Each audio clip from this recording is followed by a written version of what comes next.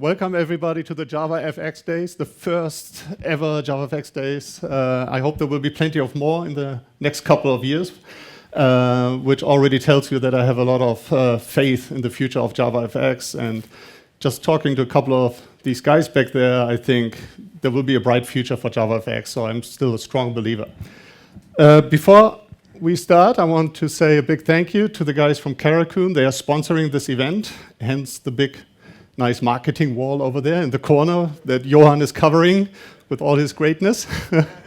So they are sponsoring this, and they spread out a couple of flyers here with information about the Java Web Start initiative that they have. So they're trying to come up with an alternative solution to the now gone Java Web Start.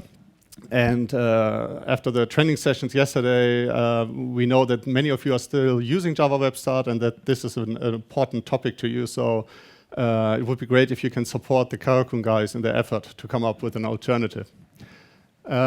If you are interested, you can visit their website. They have a developer blog on their website with really great articles written, I think most of them so far by Hendrik Ebbers and Gerrit Grunwald. So you should definitely check that out with great technical info and latest news on JavaFX. If you want to tweet about the conference today, I would recommend that you use this Twitter handle, JavaFX Days. How many of you are following me on Twitter? So many of you are active there. So that would be great if you could, post a couple of pictures and stuff like that. Just make sure I look good on the photos. This is the schedule for today. This is a very tight schedule, so I will be talking very, very quickly. And I hope that all the presenters will finish their presentations on time so that we can have a great coffee break in the morning and in the afternoon to talk shop downstairs in the foyer, and also enjoy our lunch at 12 o'clock. Okay, so in this session, you will get to know a little bit more, or you will learn a little bit more about me, what it is that I'm doing, and why I love JavaFX so much. Then there will be some secret stuff that I recently announced on Twitter, but I guess it's not so secret anymore. A couple of you guys found the project already and have been talking about it. It's really cool technology. And then there will be a big show and tell section. And I was really surprised because I sent out this email and I was asking, okay, who wants to show their application? And we all know that many of these JavaFX applications, they're being developed behind closed doors and people don't like to talk about it. And that's why everybody thinks that nobody is using JavaFX. Then there are people like Johan Voss who constantly tweet that, no, I know that there are a lot of applications, they just cannot talk about it, it's secret. But today there were actually, I think, 9 companies that were willing to show the stuff that they have worked on over the last couple of years. So that will be a big block. So DLSC Software and Consulting, that is basically just me, my wife, and sometimes a couple of students. And you can find me on dlsc.com. I'm writing this blog where I try to publish as many JavaFX tips and tricks. And over the last couple of years, I've come up with 30 plus tips and tricks. And how many of you have seen this blog and read it? And yay, fan base. Thank you. There's no camera, so nobody will see I'm blushing. Thank you. Oh, I feel like a rock star. All right. On my website, I also market one commercial product called FlexGANT-FX, which is a framework for creating Gantt charts. And the Gantt chart is basically just an XY chart where the X-axis is a timeline. And then on the Y-axis, you usually display resources, and you have these bars that display activities. So this is one example. An application for architects where at the top you see like the project plan for a bigger project. In the middle you see the resource utilization of the people, of the team members, and at the bottom you will see the profit and the expenses. This is one example. This is another one that I helped implement for Emirates Airlines. This is a quad screen. These are flights of aircrafts, obviously. and the different colors represent different types of aircraft. And what they try to do at Emirates Airlines is they have the schedule, and then they have this whole team of people that just try to optimize the plan. If they notice that there's a flight leaving half empty from Dubai to Zurich, then they go in and they merge two flights together, or they replace the aircraft type, stuff like that. They use FlexGAN-FX for that. This is another instance of FlexGAN-FX, a Gantt chart for the European Broadcasting Union, EBU, in Geneva. They schedule all the radio and TV transmissions throughout Europe, and obviously they need a nice scheduling tool for that. This is FlexGAN-FX being used at Airbus. I just recently got these screens. They use it to track satellites, and they have tons of satellites, and they need some nice way to visualize them.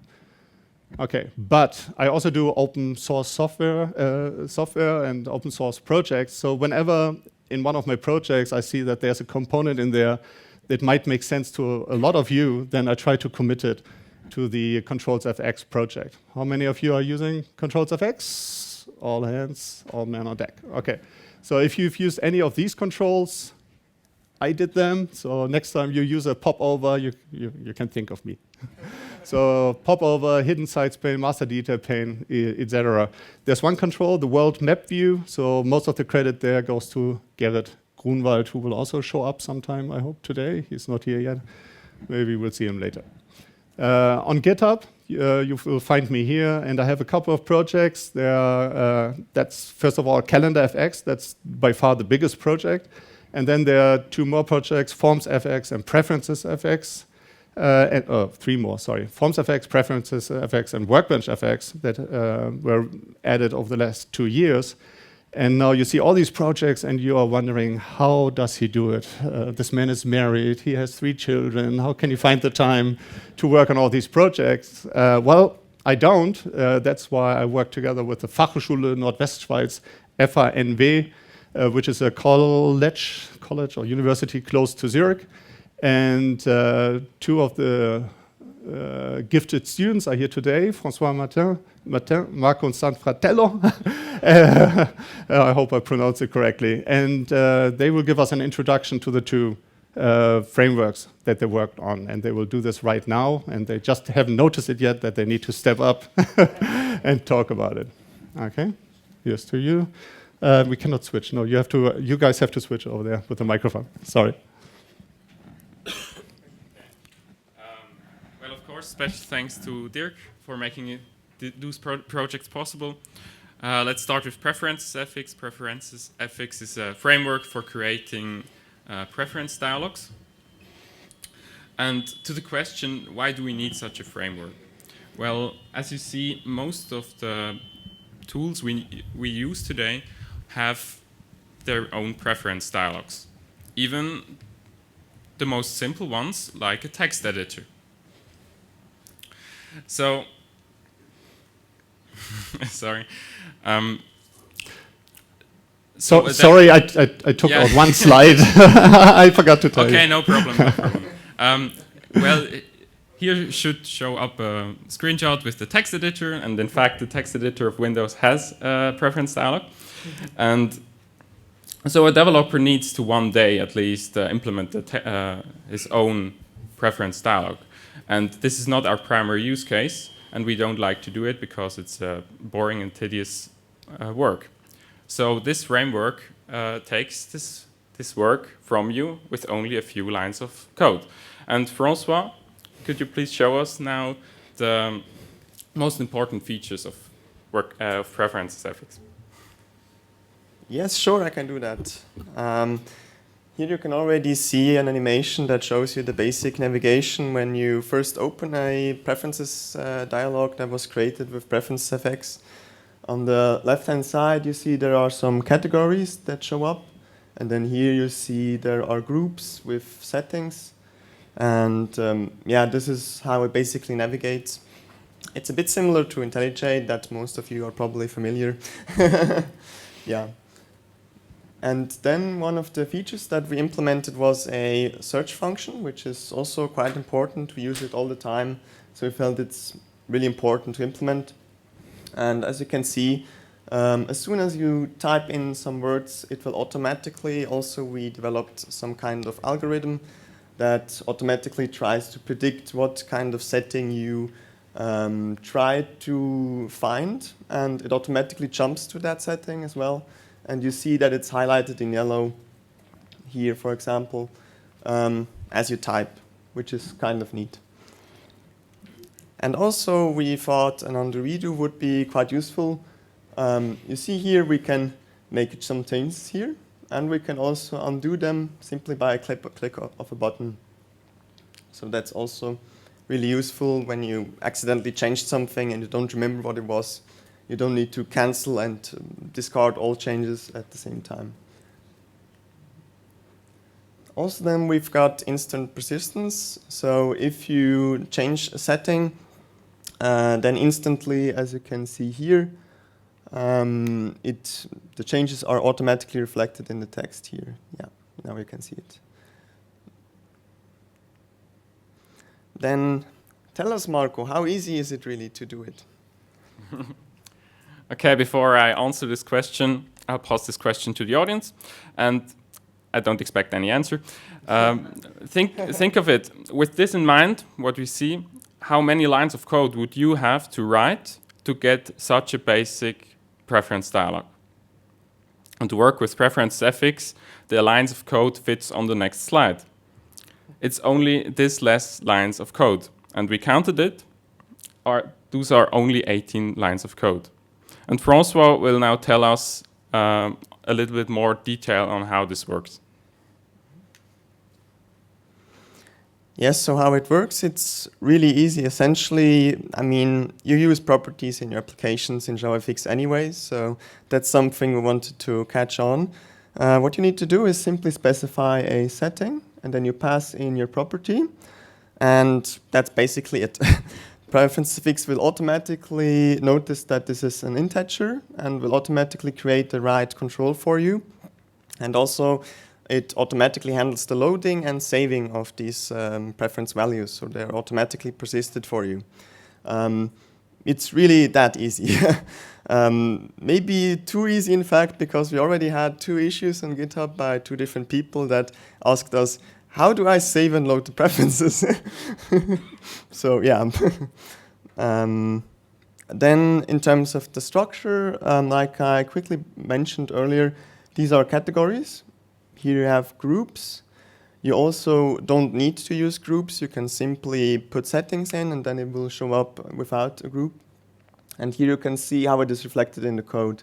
So you simply have a Fluent API where you can specify the categories and the settings and the groups quite easily. And with really, as you have seen, with a few lines of code, you already get all of this. And what we used was FormsFX, which Dirk already mentioned.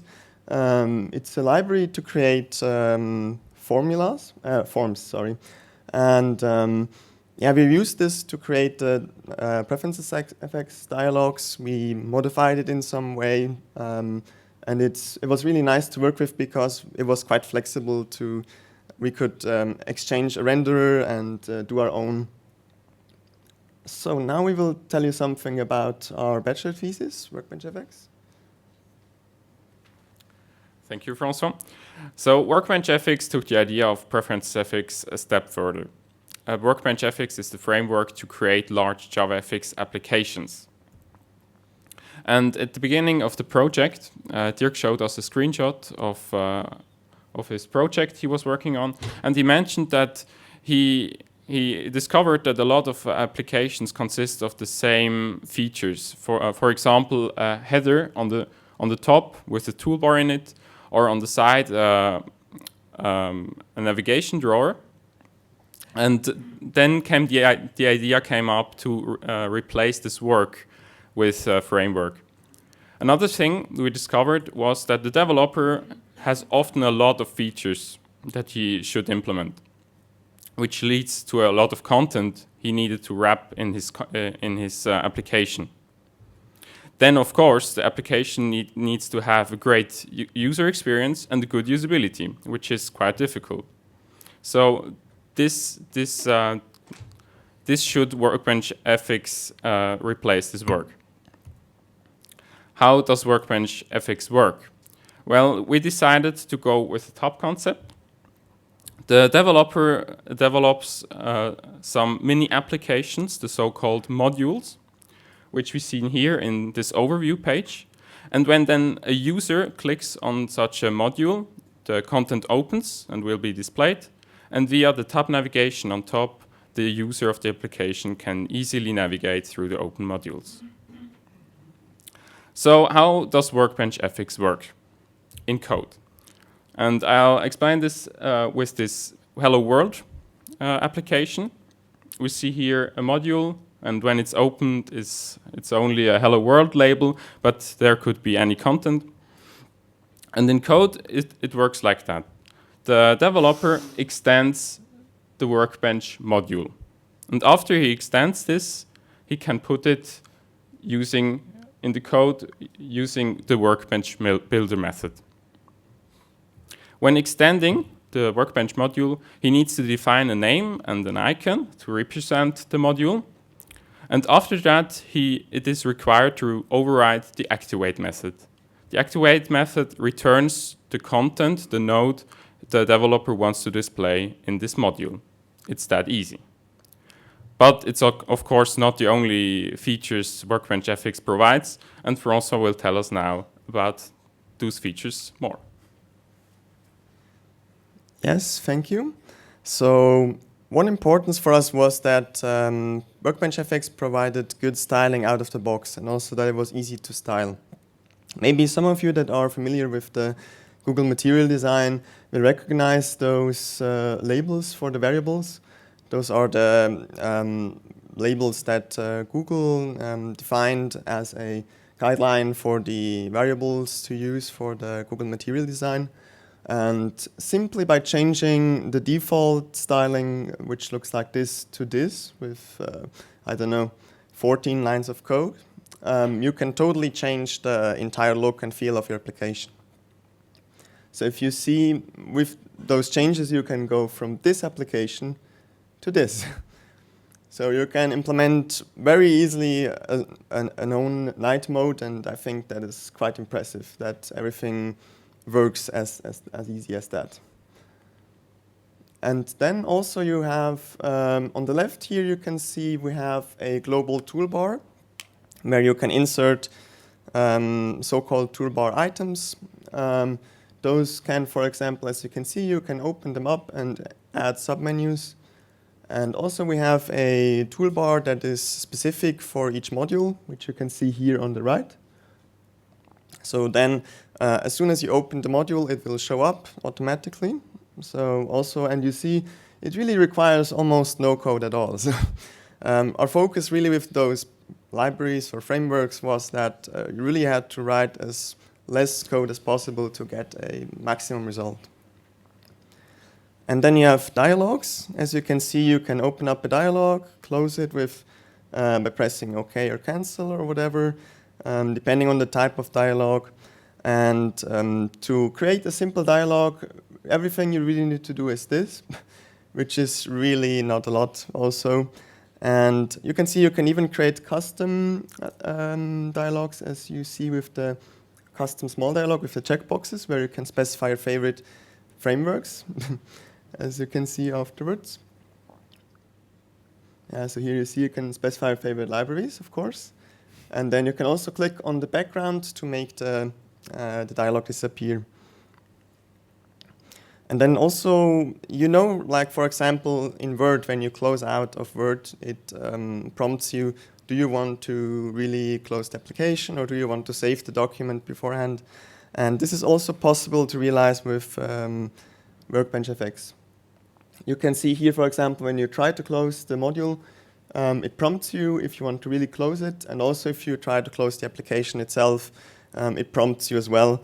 And this requires a bit more code, but it's still quite easy. And also, you can check out the README on the GitHub repository. We have all of the information there on how to do it, so it's really easy to do. And then we got the navigation drawer, the one that you see on the left here. Really, this is also very easy. The only thing you need to do is pass in some menu items that you want to show up in the navigation drawer. And then you have this hamburger icon on the left. When you press it, it opens up and you can navigate through. It's really that easy. And then also, if you want to create some custom drawers, you can also do that. You just need this bit of code where you specify the kind of drawer that you want to show, or a node, whatever, and then on which side it should appear, and that's basically all you need to do. It's also animated out of the box, as you can see. And yeah, really, so you can realize whatever custom drawer that you want. So now we are already at the end of the presentation. Here you can also see an application where you can see all of the three frameworks in a context. Of course, by the way, WorkbenchFX supports JPro very well out of the box, so we tested it. So that's great for you to use. And all of the frameworks that we talked about today support Java 8 through Java 11. So now we are of course looking forward to what kind of applications you will implement with our frameworks, and would like to know if any one of you already has known about this. Just approach us on the floor afterwards, I guess. Yeah. So do you have any questions?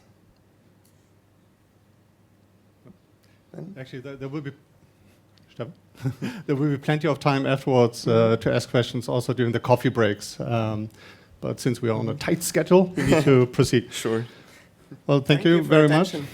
Thank you, guys. Yeah, I think these guys really outdid themselves. When I was a student, my UIs definitely didn't look this good. But then again, we didn't have JavaFX and stuff like that. And I did it in Prolog, but it was already a Gantt chart. Yeah, even for my master thesis. Okay, so a little while ago, I sent out this tweet. There's a new guy in town, and this new guy is actually here today, Mike Hearn, and he will present a secret project of his. Well, it's not that secret anymore. But I didn't know about it, so you must have hidden it very well. I haven't announced it yet because I haven't uploaded binaries, but I will do that in the next few days, and then I'll start announcing it in different places. So thank you, Dirk. This is, I want to show you my side project for the last few months, which is called Graviton, well, actually since about April. You know, I don't have to tell you that writing desktop apps with JavaFX is great. It's secure, it's easy to do. But distribution is a pain, which is why people don't really do it, as we can see from the flyers on the seats. Graviton is an application browser for the JVM. You give it Maven coordinates, and it downloads all the dependencies in parallel and then executes the application, just like you would expect from a web browser, but it's designed for apps that run on the JVM. Here it's downloading and running Everest, which is a nice REST workbench written in JavaFX, although of course it can also run Swing apps and other things. Applications downloaded with Graviton are always fresh. It implements a silent Chrome-style background auto-update of the last 20 applications the user ran, of the JVM, and of itself. It does this whether the application is running and the user is not interrupted. It can upgrade everything while the application is currently in flight. And of course, it will take effect next time you restart the app. And it will also when it's not, because it registers tasks with the operating system task scheduler. So Windows Task Scheduler on Windows and launch services on macOS and cron on Linux. So it implements exactly the same style of upgrade engine as Chrome itself. I didn't want it to be just about GUI apps, so Graviton implements first-class support for command line apps as well. As you can see, it not only has a command line, but you can also run any application just given Maven coordinates from the command line. Here I'm going to run the ever-useful Cowsay app. I use this app because it's hilariously bloated. Cowsay prints an ASCII art cow saying something, and it depends, as you can see, on multiple libraries, including a dependency injection framework. And there it is. So these applications also upgrade themselves silently, automatically, and whilst they're running. It's cross-platform. I want this to work well on all platforms. Therefore, you can also do this on Windows. Here I'm downloading and running the console UI demo app. Graviton activates the ANSI escape mode of the Windows terminal using native APIs. Otherwise, they don't work, but you've got to switch them on using the Windows API. So you can just use standard Unix-style ANSI escapes. You don't have to do anything. So as you can see, this application works. You may have noticed something else about the demo I just gave. I typed in a GitHub URL, not a Maven coordinate. You can run applications directly from GitHub repositories with Graviton. You just paste the URL, and it uses the jitpack.io service, which if you haven't encountered it, actually downloads, it clones Git repositories. It's not only GitHub, it works with Bitbucket and GitLab too. It clones them, it compiles them inside a Docker container, it detects all of the installed Maven artifacts and then publishes them through a Maven repository. It does all that on demand when you request the coordinates. So it just looks like a slow download the first time you do this.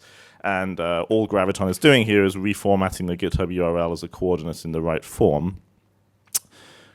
Jitpack knows about GitHub releases, therefore if you do a new release on GitHub, it will detect that, automatically download the new code, rebuild it, refresh it, republish the artifacts. Graviton will then do a Maven range query, detect the new version in the background, and download and update it so it runs instantly the next time the user invokes it. So it's a super, super easy way to publish software to your users and keep it up to date. You just create a new GitHub release and it's done. Graviton also exports an API. It's extremely trivial. It does almost nothing today. But the intention is this will evolve into a replacement or a competitor to the Java Web Start sort of integration APIs. The intention is if you advertise your app as being a Graviton app, you don't have to do this. It can run any kind of app that is packaged on a Maven repository. But if you do, you get additional features like you can run in the same JVM as the browser itself, which means you get fast startup time. You can reuse the main stage. In future, there'll be sandboxing and other features that I'd like to add too. So here's an example of the difference. So here, this tic-tac-toe app is the same app as the React.js tutorial, but I implemented it in JavaFX and Kotlin. By the way, it shrinks to half the lines of code. So you can see it's much better. Tic-tac-toe is a Graviton app. The one I'm running here is the CalendarFX demo app that you just saw. That's not a Graviton app. So you can see Graviton vanishes, and then it starts a separate JVM, and it gets its own stage. That's better for application compatibility, of course, but it's slower. And you get the ugly disappearing and reappearing windows.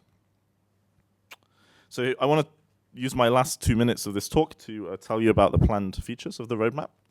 This is what I'd like to add over a long period of time. I can't do it all by myself, so I'm here to recruit as well, of course. This is an open source project. I want to grow Graviton slowly by targeting market niches I believe are underserved by web browser makers. They ignore huge markets, and it's a pity, and we can go after them and capture them. For example, I already showed you launching direct from GitHub. That's great for students who often, when they're first learning programming, find it difficult to show people what they've built and often find the web stack overwhelming. It's a lot easier to learn something like JavaFX. Also, the Java gaming community is huge, right? Minecraft came out of it, and Minecraft is the second best-selling game of all time after Tetris. So, yet Notch had to build his own auto-update engine, and there are actually other games like Minecraft out there, and the people always struggle with this same business of how do I distribute my game in a cross-platform way. I want to provide sandboxed OpenGL, ship the GL bindings and poke them through a Java type sandbox, support UPnP traversal, and so on. I want to go after the embedded market, devices like smart light bulbs, Wi-Fi routers, things that would today expose an embedded web server to let you control them, but this is quite hard. Web browsers don't do auto-discovery of local devices. They also are increasingly insisting on SSL for everything, but SSL assumes you have a domain name, which doesn't really work for embedded devices. So I want to support Bonjour Discovery from the browser shell and then trust on first use SSL, so you can still get encrypted connections to your devices, but without the need to handle certificate management in local networks.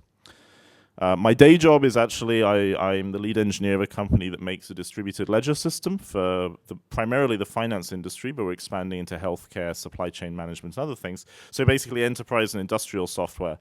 And the reason I'm doing this is I want people to write desktop apps because you really don't want web apps controlling large sums of money. Of course, we do have that today, but it worries me because it's fundamentally more secure to write a JavaFX app than a web app. They have no like under these families of exploits. I want to support IT departments with things like centralized management or transparent single sign-on to servers through Active Directory and other features that I think they will enjoy. And in particular, this would be good for. I want to support internal artifactories and internal Maven repositories, so developers can publish software straight to the corporate desktop just by pushing code to their version control repository, waiting for it to get through CI. Finally, I spent 5 years, I was one of the first ever Bitcoin users, one of the earliest developers. I spent 5 years as a Bitcoin developer. In fact, I organized the first ever Bitcoin meetup here in Switzerland. And the decentralized app community is very badly served by the web too. So I want to add features like streaming apps from peer-to-peer file distribution networks like DAT, IPFS, BitTorrent, and so on. Threshold signed updates so multiple developers can publish an app and control updates. So no one in particular owns an update, which is a huge pain point for web apps. You know, there's always one person who controls the server. Finally, we have a huge Tower of Babel problem in the programming world, of course, with technologies like Graal, thanks to the Oracle Labs guys who are actually here in Zurich too, many of them are. We can, for the first time, build an app browser in which JavaScript is not a special citizen, in which all languages are equally supported, including using the Sulong project that Oracle have developed, LLVM bitcode, which will be the equivalent of WebAssembly for this project. The JVM has learned how to compile LLVM bitcode just in time. And so you can now run C++ in a sandboxed way on top of the JVM. I need people to help with this. You know, basically this project makes progress when it's raining here in Switzerland, and if the weather's good, it stops. So that's why there was a pause over the summer. If you look at GitHub history, I need developers, of course, to help out, but also not just developers. I'd like people with an interest in UI design, artists. I'm buying the background art from vector art sites, and the intention is it changes. The background art changes every time I push an update that changes something. So it's a subtle hint that something is updated. But I also want people to evangelize this, help find people distributing Java apps today, bring them on board. I had no idea that Karakan wanted to do Java Web Start support. If they want to team up on that, that's great. If they want to do their own product, that's fine. Java Web Start is actually not currently in my roadmap, although there's no reason it couldn't be. I'm looking for people to help, so go to graviton.app and join in. Right, thanks.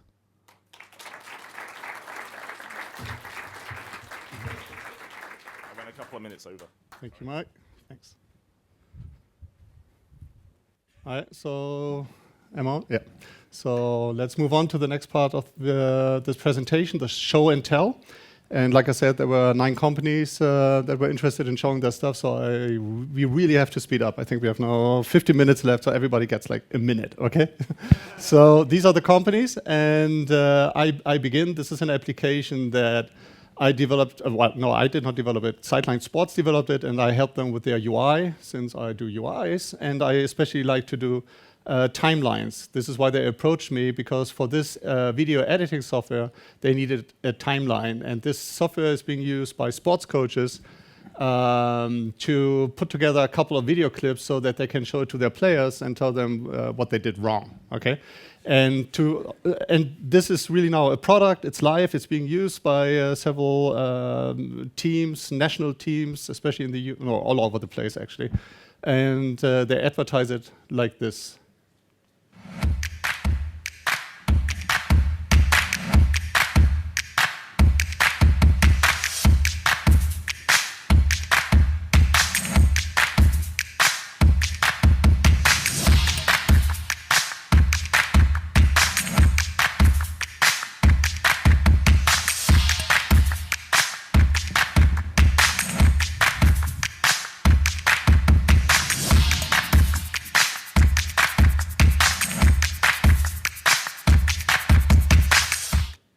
You can say about marketing what you want, but it is so nice when then marketing condenses the work of a couple of years into 1 minute. It just looks great. Or 30 seconds. Okay, so next up is NaviElektro, guys from Finland, who will do the talking. Stan. So that's actually the wrong name then, in this case. Sorry. He's sitting over there, so yeah. I couldn't say it in 60 seconds, so that's why I'm not Yeah, he talks too much, so... Yeah, hi, I'm Sten from NaviElektro Finland. We are doing maritime managed vessel traffic management systems, and on the military side we are doing situational awareness and command and control systems. So basically either building up a situation picture and or planning operations. So we have on the display side, we have something that we call the Tactical Display Framework. It's a modularized based on OSGI. We have a lot of components, and different domains need different components, and some of them are classified and so on, so we can't just bring everything to everyone, so we need components. It's a mix of Swing and JavaFX, but the next generation will be pure JavaFX, at least we hope so. We are at Java 8 and looking at 11 at the moment. And what we have, the desktop version is Swing, and slowly turning into a mix of JavaFX and Swing. So we are replacing existing Swing components one after the other with the JavaFX counterparts. We are building up a situation picture of real-time tracks, radar, video, camera feeds, weather, integrating communications, and so on. So there are a lot of different components there. And then our playground for the next generation is this is the pure JavaFX version, a touch-based UI that you can bring into the field, and where we also can integrate some of the same sensor data that we have in the full system, vector charts, and do messaging over tactical radio links. This is where Johan should look up and take a look at it. Mobile, tablet, embedded. And I promised Dirk that we should mention what we liked and what we didn't like. Of the properties model we like. Teaming is very important for us, using CSS for styling it for different purposes. For example, day and night mode is very important for us. And then the whole FXML and scene builder. The bad, I would say, is the table view. We don't use it anymore. We tried, but it failed. Who else thinks the table view is bad? Okay. Yeah.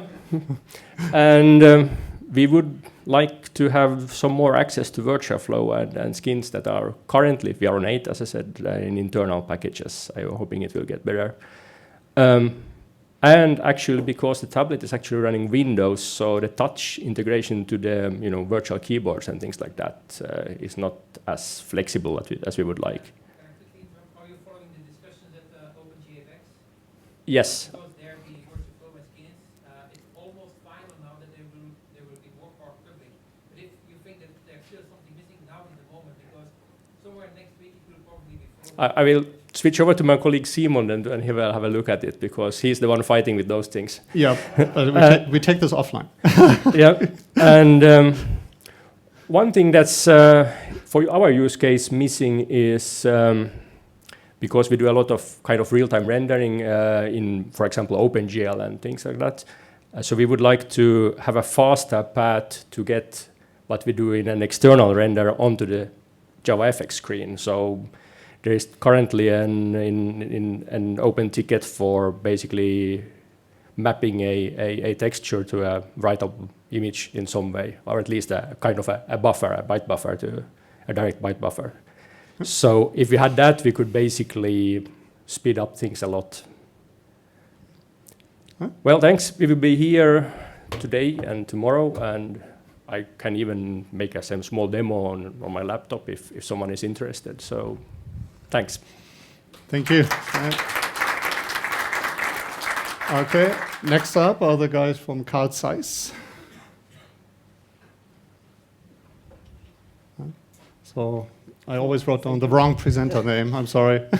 Hello, my colleague Diego and I'm from Carl Zeiss Munich. We started 11 years ago. We are in the healthcare business. We develop a software for eye diagnostics and operation, because the human nowadays gets older and 90% of us need an eye operation. We know it as Grauer Star in Germany. And in former times, the devices were standalone devices. You got to a diagnostic device, it makes a picture of your eye, it had software where the doctor can make the diagnosis and plan the operation. Then they print it out, got it in operation room, typed it in the laser and so on, the coordinates. And we have connected all these devices together.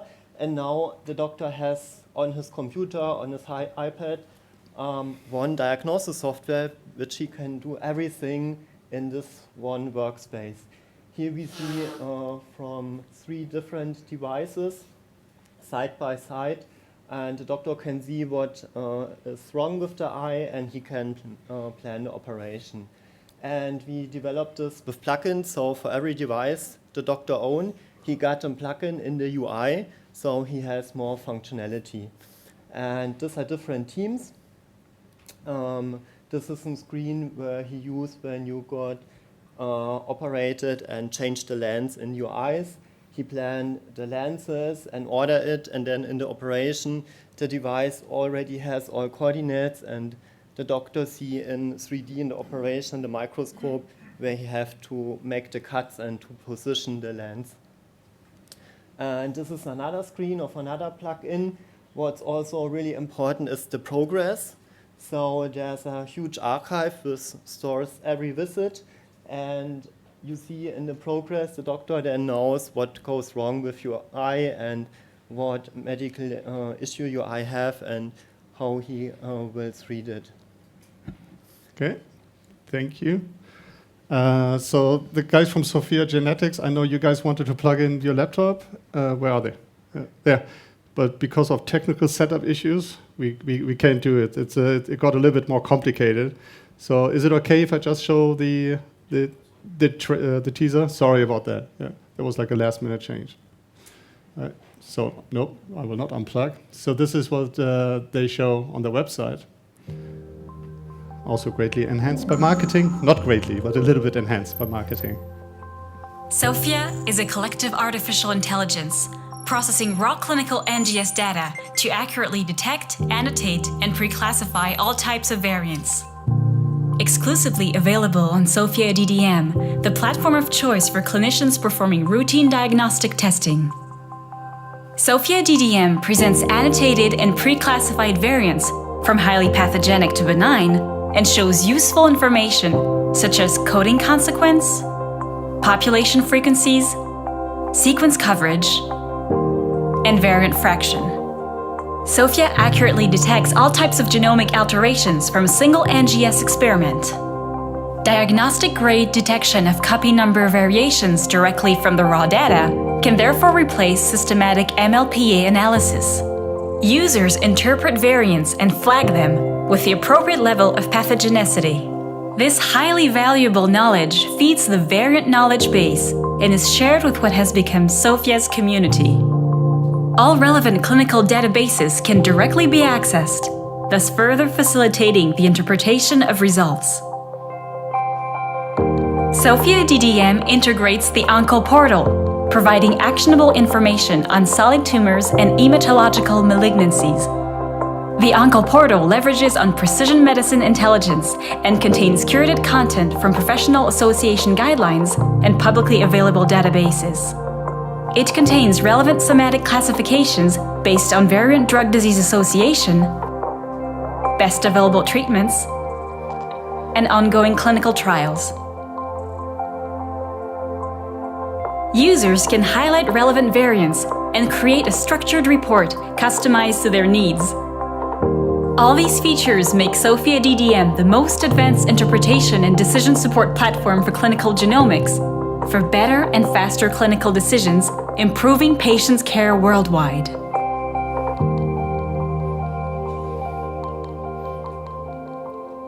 All right. And I checked and I asked, this is all JavaFX UI, not web, and a little bit enhanced with animations from marketing, right? Okay, this looks awesome. Okay, next up, company Rinkai. Do I pronounce it correctly? Here you go. So just moving to the Yeah, okay. just right and left. Hello, my name is Peter. I'm from Czech-based company Rinkai. We are a logistics company, and I'm new to JavaFX, and I would like to show you how I came to JavaFX. The problem that we solve is a typical university stuff, vehicle routing problem. So you have basically, is a pointer here? Yeah. Yeah. So you have a warehouse, you receive the orders, each order has a capacity, has a time window, has some restrictions and things like this. And you have a couple of vehicles, and your task is to assign the vehicles to the orders and fulfill all the orders and minimize the kilometers traveled, basically, or minimize the cost. So this is what a dispatcher does when he does it manually, and this is what a system can do, our system. And you realize some saving, and of course in real life you don't have straight lines, you have roads, you have time windows and many other restrictions, so typical savings are like 20%. Our way to JavaFX was from Flex. Our current client is still in Flex, which is dying. That's, slowly but dying. Oh, now quickly. And so the question was where to move. We tried a couple of web frameworks, but it did not work well. It was a real pain. So we decided to go to JavaFX. And one of the reasons was that Nowadays, you have 8 cores in the normal PC. In the past, there was just 1 or 2, and our main algorithm is written in Java, and it runs in parallel.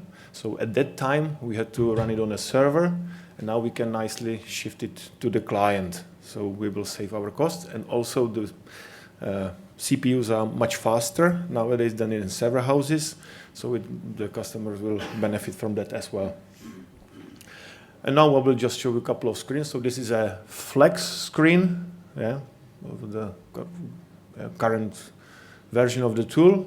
And now we are replacing with the screens in JavaFX, so will be kind of a copy. So we can see this is work in progress. Yeah, it's work in progress. So we started like a few months ago. Yeah. This is, for example, a map editor. I think this is the user from Ukraine. So here's a war, for example, at the moment. And so they have to make a polygon in order to not allow the trucks go through the war zone. Yeah, another one, this is a editor of the graph that is underlying the map, so they can, I don't know here what they are doing. They said that the maximum vehicle length for this bridge is 7 meters or something like that. Yeah, and I'm coming to the conference with very original questions. Yeah, if JavaFX will be here in 10 years, how to deploy the app, and how is it with the Java, basically, Java runtime. It's free, not free, which one to use. Mm-hmm. Yeah, great. Thank you. I think you need to get in line for those questions. Yeah. A lot of people have them. All right. Okay, next up, Batch Production. Safran, I hope I pronounced that correctly. Presented by Vincent Mourier. Here you go. Good morning.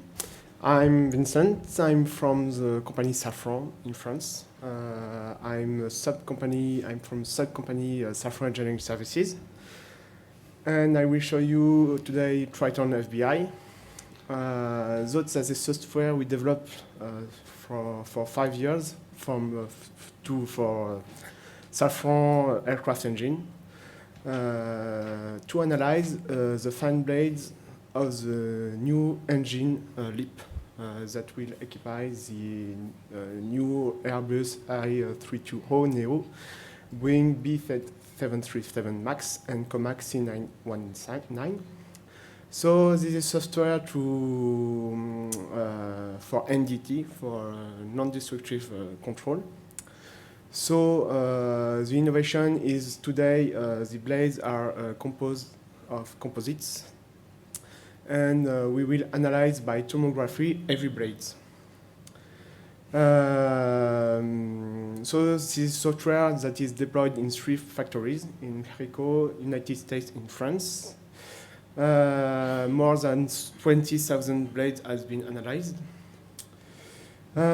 So we analyze the blade in 3D. That means the tomography creates a 3D volume of the blade. We use automatic detection of defects for some kind of defect and registration to register the volume and in the CAO. And we create an automatic report in Word format. So the main features of the software is the 3D visualization of the tomograph. So for the presentation, I use a skull because I don't have the right to show you real blades. So it's just the skulls I find on the internet to show you, but it is the same in the end. So it is the expert version because there are more features, more interesting features. This expert version is to use by in expert mode for deciding what will be the production. So we have a 3D and 2D volume display. So we have the slices. We have the ortho slice, so the volume in the 3 axes. We have ortho slices, oblique slices, curved slices. Configured slices, it's like an oblique slices with a predefined path in the volume. We can annotate the volume with box, cylinder, lines for annotate defects. If I find a defect, to press a box around the defects. We display the CAO too. We have volume rendering, voxel rendering, isosurface, histogram. That's one of the main features. So here you have the 3 auto slices with the panel on the right with all the features, with the 2D features. It's all in JavaFX. There is no swing or no other UI libraries. And you have, on the second picture, you have a volume rendering.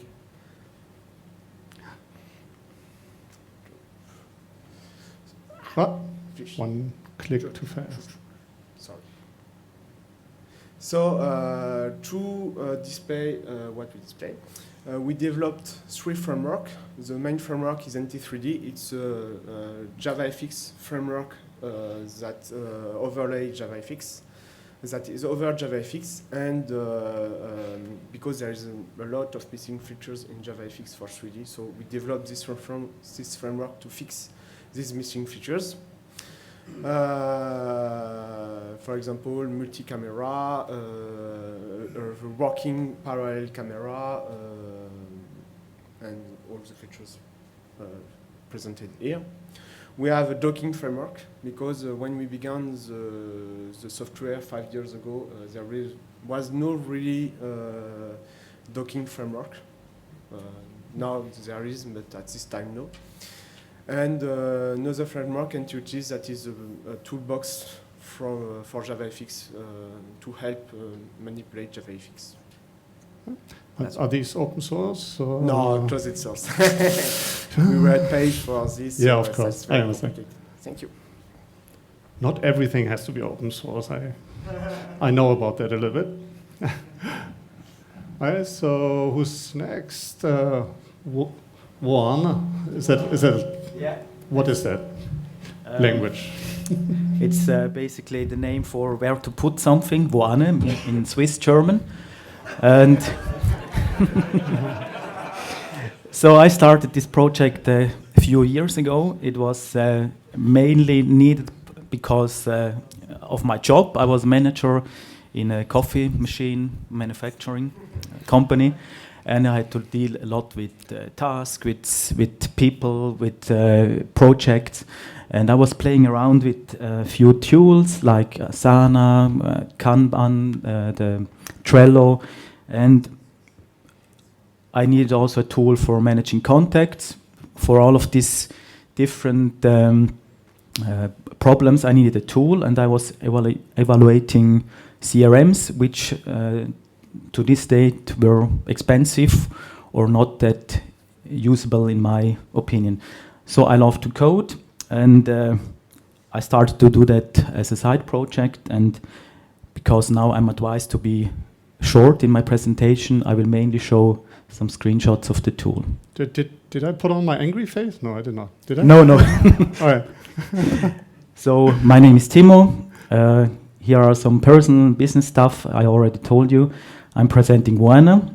It's a pure JavaFX client which does the things you know from traditional CRMs combined with the tools you know and you like Trello, Asana, which I wanted to implement combined with the contacts and projects. So contact, you have the detail view, you have a lead module where you can, which of course you use for sales. You have an easy to-do list, which is enabled, or which more or less works like Wunderlist. Probably a lot of you know that. You have to be fast in adding tasks, also to edit them, and this is my approach to all these problems I know from the company. You have the Kanban mode, you have a calendar, of course, and project view. You have the mail integration, which also is doing the mapping of the mails to the contacts automatically, and you have one thing which I also missed was always I had to do or to deal with a lot of tasks in the company, but also I had a lot of stuff privately, and I want to switch these workspaces fluently, so you can here switch the teams or workspaces easily. And currently I'm implementing or do the migrations or the stuffs, so I can run it with JPro. You will hear about that later. And the project is not commercially now, and that's the target, to do that in the next few weeks, to launch it, to spread it to the world, and tons of features are waiting. For me, I think JavaFX is a really nice UI toolkit. I think it was easy, or for me it was easy to implement the tool. It's consistent, and you are really able to do a modern UI with JavaFX. So I really like that. For me, there were some issues, of course, like every one of you know, and it's probably not the technical issues which were hard, more finding time and be patient in the programming and do my effort for it. So I hope you have fun. Thank you. Thanks. All right. And one more application, Michael. Yeah. Entering aviation vector. Oh yeah, okay. So, hello. I was told to make it short. So my name is Michael Paus. I'm an aerospace engineer. I run a little company in Stuttgart, but most of the time in the past I worked for Airbus Defense and Space. And that's also the problem domain shown here. It's a prototype for a purely JavaFX-based mission planning system. And I did that basically to learn what is possible with JavaFX and what is not. And we learned about the program structure and how to arrange the UI components and things like that. So the question by Dirk was what worked and what did not work. So what worked was the general UI handling. That was actually quite easy. And we were also quite happy with the application framework that we had chosen. That was MVVMFX. And another thing, what was important for me and also worked quite nicely, was the mixing of 2D and 3D graphics. I expected some more problems there, but it worked out quite nicely. So what did not work so well? We started with fXML for the UI part, but learned that this can be quite slow. And, well, it was mentioned already, table view was a really pain point. And also, as you see, this is a very graphically oriented application, and I think the overall graphic performance of JavaFX could be better. And also mentioned already by somebody else, we are using now another map toolkit based on OpenGL, and it would be nice for us too if the integration of Java, the same problem, yeah. The integration of JavaFX and some external graphics would be better. Another thing is the overall system integration. I mean, this is a Mac application, and just to get the menu bar right, you need external libraries.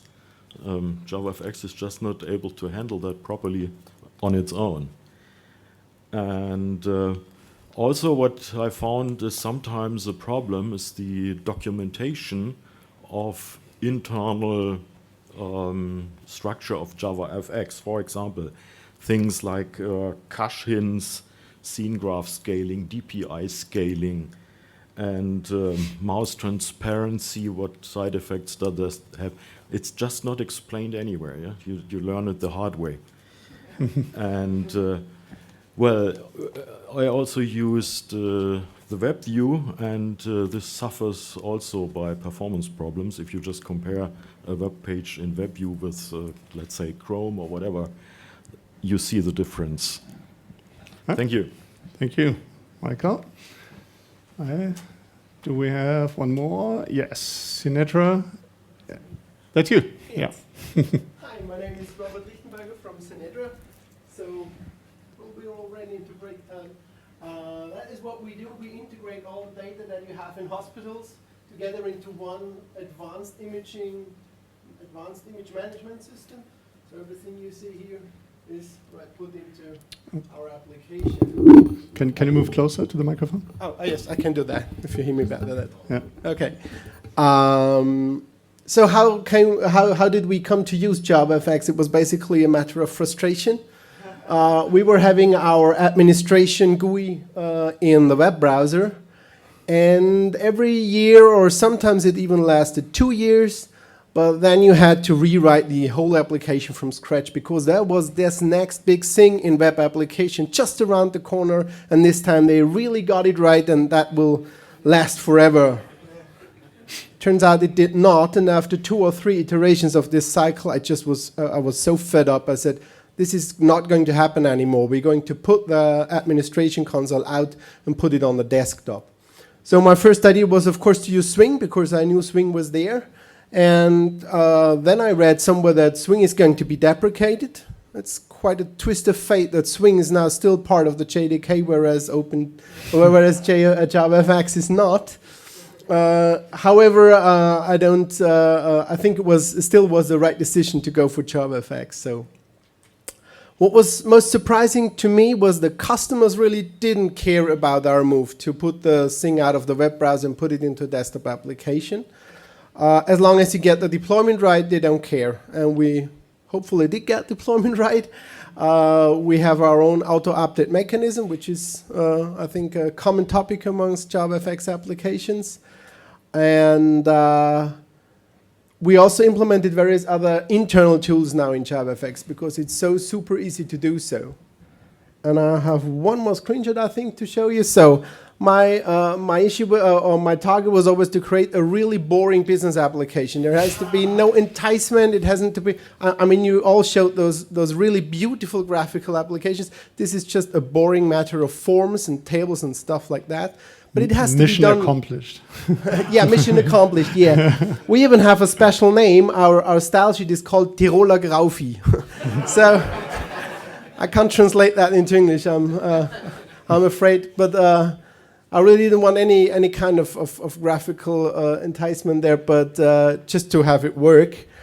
And well, you can see the usual stuff there. It's just like fields and checkboxes, stuff like that.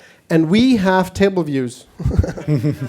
And we made some kind of endless scrolling there. So if you have all results loaded, it shows here. And if you have lots of results, like a few thousand results in the database, it shows 200 results loaded. And if you take the scroll bar all to the bottom, then it loads the next 200 or whatever you have configured. We also have a preference dialog, which is somewhere there. I wish you'd been a bit earlier, then it would have saved me that kind of stuff. But, well, that's basically it. We've never since regretted moving to JavaFX. Thank you. All right, so one more. Oh, here you go. Hello, everybody. My name is Miloš. I'm representing the Rohm Semiconductor company. Here's my colleague Santi. Our office is based in Ireland, and currently we are working for the power supply device department. And okay.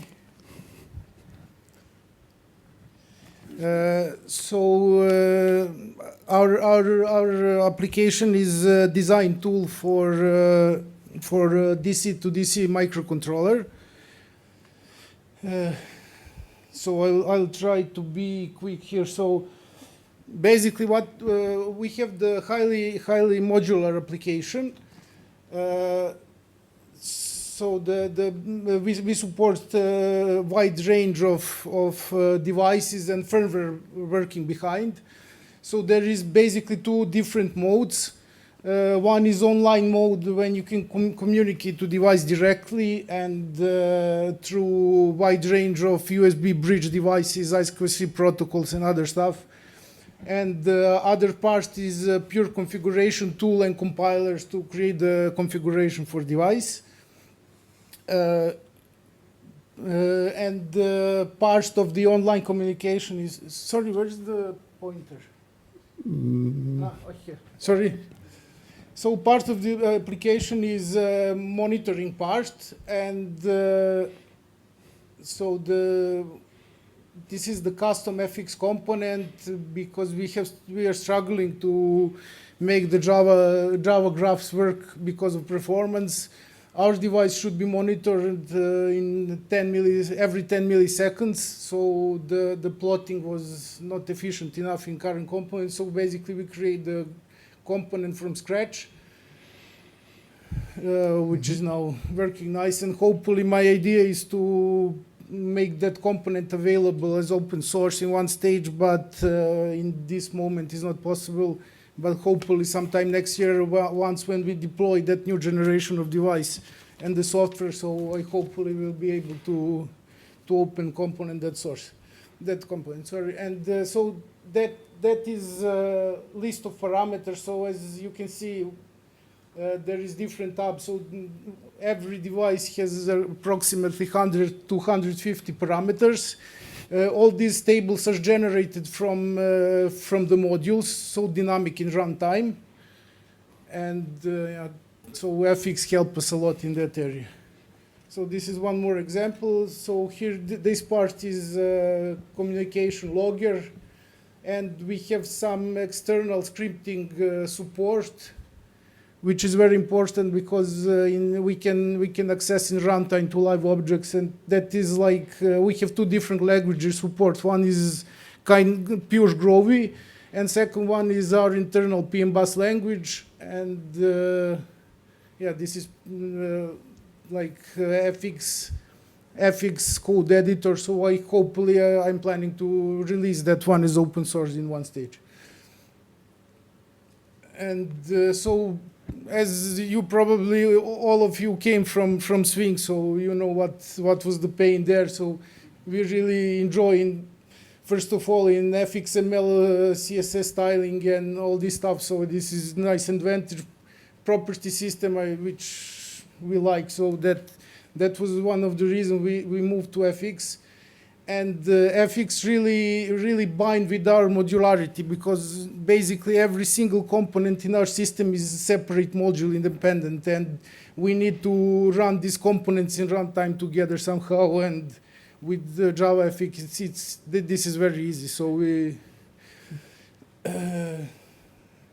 okay, and the problems we face, as we mentioned, and a lot of you, it's performance. So some of them we are find way how to fight with, and one of the problems is memory footprint. We had a lot of problems with memory leak, especially in the beginning. So a lot of these things are already fixed in Java with weak references and stuff. But so definitely it's going better, but we need to put more effort in performance. Basically, for us, there's a problem. We are the small team, and most of the effort is involved in core, actually, the stuff which is not related with JavaFX. All the communication stuff, native code, and JNI, so everybody knows what time effort is needed for that. So basically, thanks to FX, we don't need much effort in graphical presentation, and hopefully in some following time we will do much more stuff on presentation, on visual presentation as well, and hopefully next year we'll have to present much more. And next year will be much better. I have a feeling. Yeah. So I think we have to stop here because we are already way over time. And in the end, I think this will cut into our coffee break. But also maybe Wolfgang can make it a little bit, he's flexible, I know that. So he can adjust his presentation a little bit. Thank you. That was the intro session.